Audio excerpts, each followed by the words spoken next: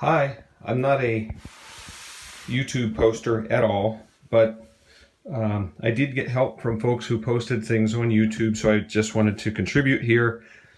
I have two Whirlpool appliances, a dryer and a washer. And the washing machine, lots of reports about these things getting mold and smelling and all of that. So I tried to repair mine based on other videos that I've seen, and the difference with mine seems to be, from a lot of the videos, it does not have a trap door or a removable lower compartment on it where I could go in and empty the pump filter, the drain pump filter. So let me get sideways with this.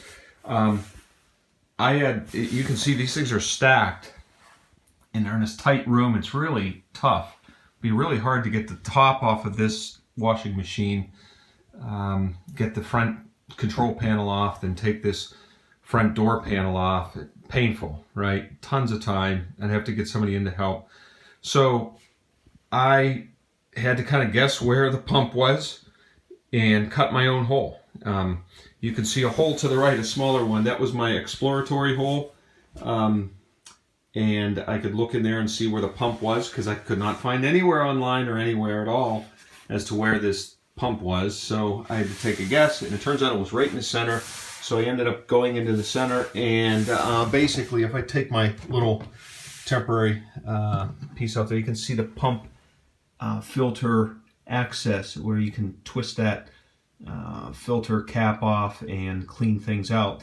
But I basically just cut this hole, and I started with the drill. I think a 1.5 inch drill bit, drilled like 3 holes, saw where the thing was, and then got some tin snips and just snipped a hole, and put some protective insulation around it. It's like rubber insulation. So I, come up with that whatever you will, cut the hole the way you will, and this is the only realistic way to get in there and access this thing every month or so, whenever you want to go in there and clean that out and try to get rid of some of the smell. So it works. Just a thought for you all. I'm going to get something that's a little prettier for these access panel covers, but for now I just stuck this plumbing cap in here. But you can make it look decent, and I put a little schedule next to it to indicate when I did my last cleaning.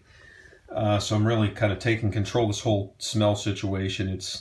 It's nasty, but I think that filter needs cleaned, and then obviously there's lots of talk about this rubber gasket that needs cleaned. So I worked on that a bit myself. So I'm going to get all over this, but there's an idea for you. Cut an access hole, because it's not realistic that people would have to back this whole thing out every month and play the filter game. Good luck.